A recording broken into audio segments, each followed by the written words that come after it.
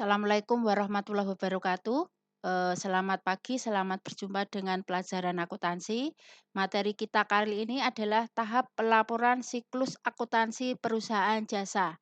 Tahap pelaporan siklus akuntansi perusahaan jasa meliputi 3 materi. Yang pertama adalah membuat laporan laba rugi atau laporan rugi laba. Yang kedua adalah membuat laporan perubahan ekuitas atau laporan perubahan modal. Yang ketiga membuat neraca. Ya,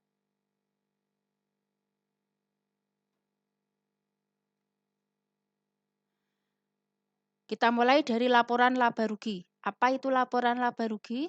Laporan laba rugi adalah bentuk laporan keuangan yang menyajikan informasi hasil keuntungan atau kerugian perusahaan yang terdiri dari pendapatan dan beban usaha pada suatu periode akuntansi. Ya. Bentuk laporan laba rugi ada 2, laporan single step dan laporan multiple step. Yang membedakan di sini, kalau single step itu semua pendapatan tidak dibeda-bedakan antara pendapatan usaha maupun pendapatan di luar usaha. Langsung dijumlahkan pendapatannya, terus nanti diselisihkan atau dikurangkan dengan jumlah beban. Kalau dalam laporan multiple step, itu dibedakan antara pendapatan usaha dan pendapatan di luar usaha. Ya, pendapatan usaha itu pendapatan karena melakukan kegiatan usaha.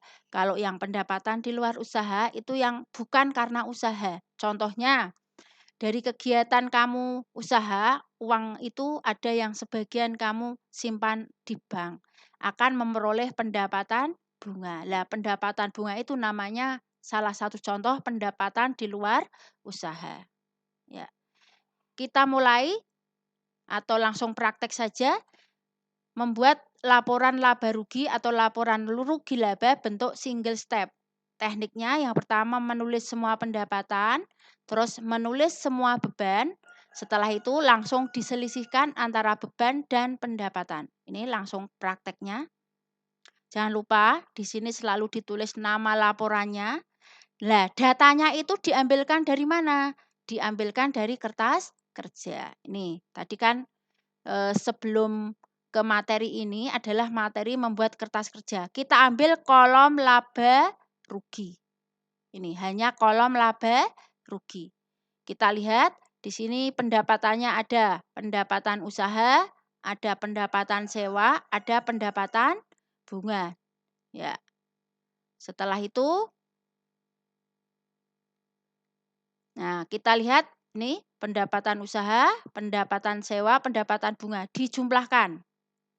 Namanya jumlah pendapatan. Terus semua beban juga sama. Beban ditulis. Mulai dari beban iklan. Terus beban administrasi bank. Beban penyusutan kendaraan. Beban perlengkapan, beban kerugian piutang, beban sewa, beban gaji. Ya. Nih. Sama ditulis. Ya. Jumlahnya berapa? Nih.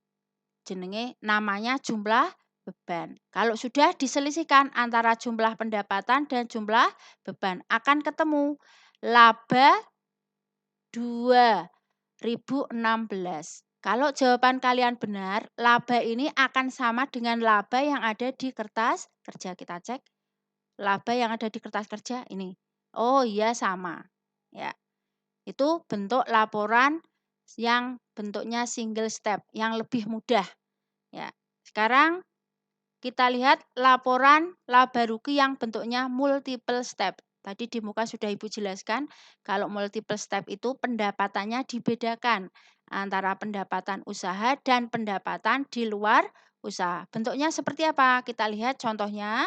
Ini datanya sama, diambilkan dari kertas kerja. Kita lihat perbedaannya. Pendapatan usaha terdiri dari pendapatan usaha pokok, terus pendapatan sewa. Nih, ya, ketemu 18.100. Semua beban di sini ya, beban juga sama, beban usaha, beban iklan sampai beban gaji. Ketemu laba usaha, yaitu jumlah pendapatan usaha dikurangi jumlah beban usaha. Nah, ini laba usaha. Setelah itu, pendapatan di luar usaha, contohnya tadi pendapatan bunga, dikurangkan dengan beban di luar usaha. Oh, ini ada bebannya. Di sini makanya ketemunya tidak laba, tapi rugi. 470 dari mana? 670 dikurangi 200. Ketemunya rugi 470. Tadi laba sekian, 2.486. Terus rugi. Lah, di sini ketemunya 2016. Dari mana?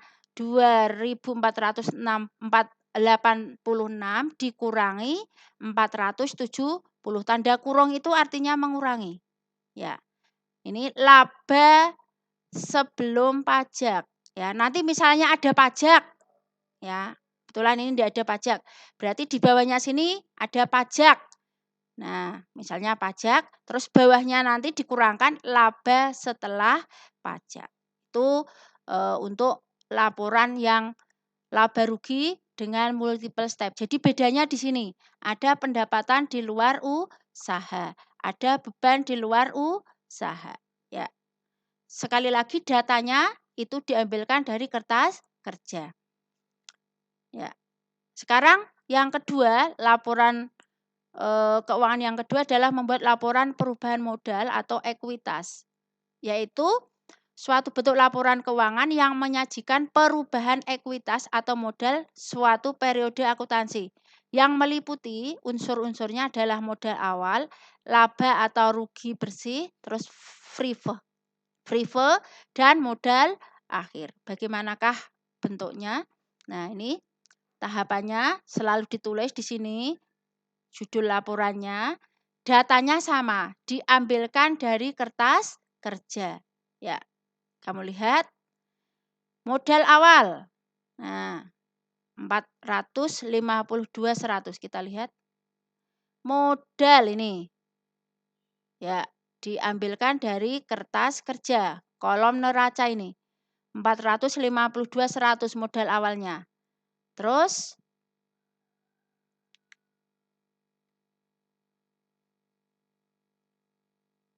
nah, ini setelah itu laba bersih. Ini laba bersih itu bisa diambilkan dari laporan laba rugi atau bisa diambilkan dari kertas kerja. Ya. Kita lihat yang laporan laba rugi. Kita ambil contoh ini misalnya 2016. Ya, yang di kertas kerja sama enggak? Nah, lihat di kertas kerja laba bersihnya oh sama 2016. Jadi laba itu diambilkan dari sini. Ya. Ini. Laba diambilkan dari laporan laba rugi atau dari kertas kerja. Terus yang berikutnya adalah pengambilan FRIFE. Ya. Pengambilan FRIFE sebesar 1.750. Ini diambilkan dari mana? Dari kertas kerja. Kita lihat pengambilan FRIFE ini. FRIFE Tuan Gunawan 1.750. Ya. Ya, coba diperhatikan ini. Setelah itu, laba bersih dikurangi FRIFE, ketemu penambahan modal.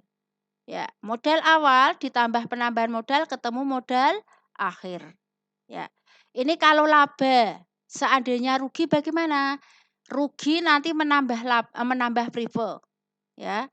Rugi ditambah FRIFE, di sini bukan penambahan tapi pengurangan modal. Ya, ini kita lihat contoh, kebetulan soalnya adalah laba. Jadi laba bersih dikurangi dengan FRIFE, ketemunya penambahan modal ditambahkan dengan modal awal. Jadi ini modal akhir ini nanti yang masuk ke neraca.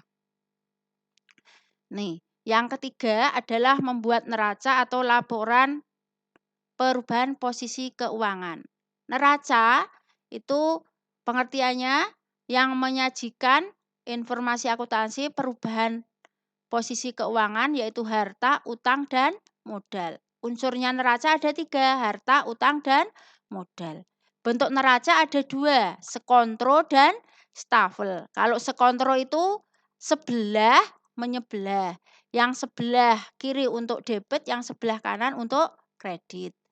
Bentuk stafel itu atas bawah. Yang atas itu untuk kelompok aktiva, yang bawah itu untuk kelompok pasiva. Ya. Bagaimanakah cara membuat atau penyusunan neraca? Ya. Langsung pada contoh saja. Ini sama, datanya diambilkan dari kertas kerja. Kita lihat di sini jangan lupa selalu ditulis nama perusahaannya, terus nama laporannya, terus periodenya. Kita ambil contoh yang neraca bentuk sekontro tadi, sebelah menyebelah. Yang sebelah kiri untuk kelompok aktiva atau aset, yang sebelah kanan untuk kelompok pasiva. Ini diambilkan dari kertas kerja. Ada aset atau aktiva lancar, ada aset atau aktiva tetap. Ya. Yang termasuk lancar itu yang seperti apa contohnya? Kas, piutang usaha, piutang bunga, ya. Terus cadangan kerugian piutang ini mengurangi nilai piutang usaha ini, ya. Terus sewa dibayar di muka.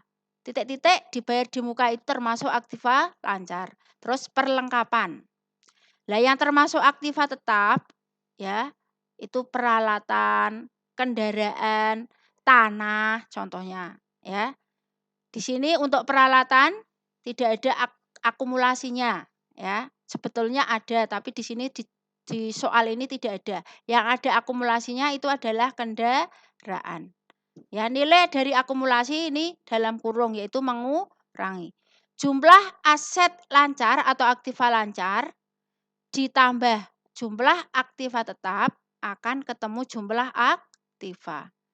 Terus yang pasiva terdiri dari kelompok utang dan kelompok modal. Utang atau kewajiban. Ya. Ini sama datanya diambilkan dari kertas kerja. Kita lihat ya.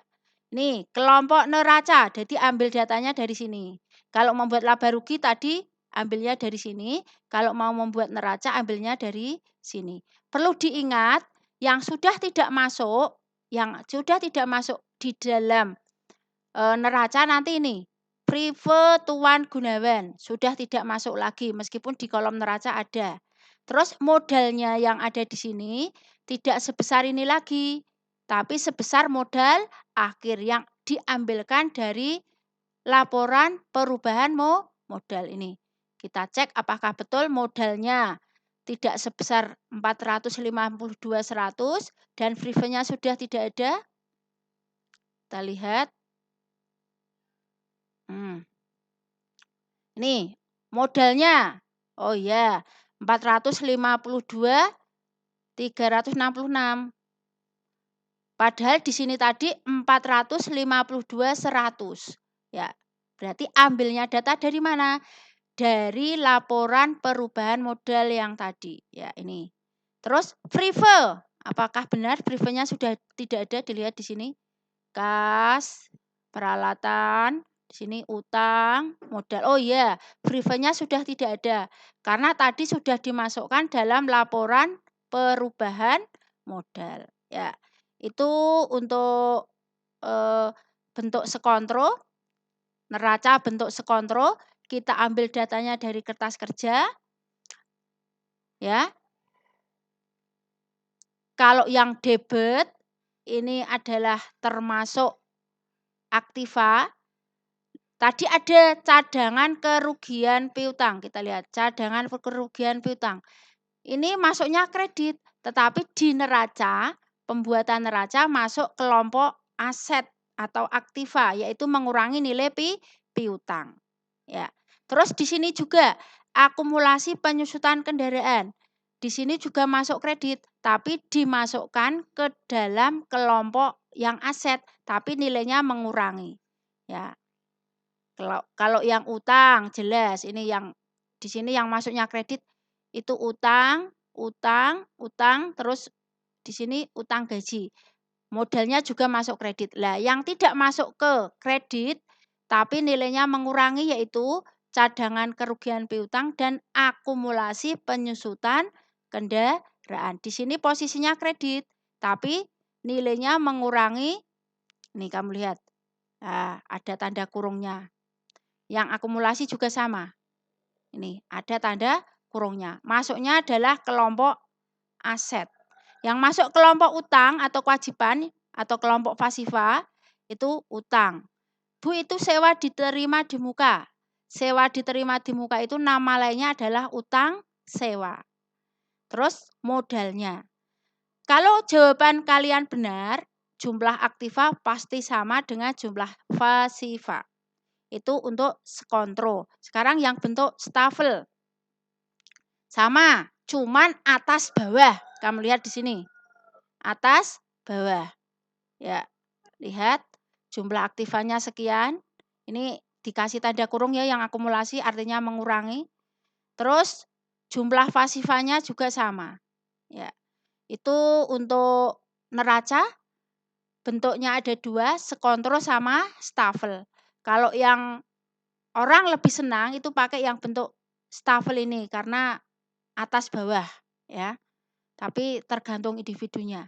Prinsipnya sama, bahwa neraca jumlahnya antara aktiva sama pasiva itu sama. Ya. Ini untuk materi berikutnya nanti nih jurnal penutup, buku besar, neraca saldo setelah penutupan dan jurnal pembalik. Untuk yang materi tadi tahap pelaporan Ibu cukupkan. Sekian dulu. Wassalamualaikum warahmatullahi wabarakatuh.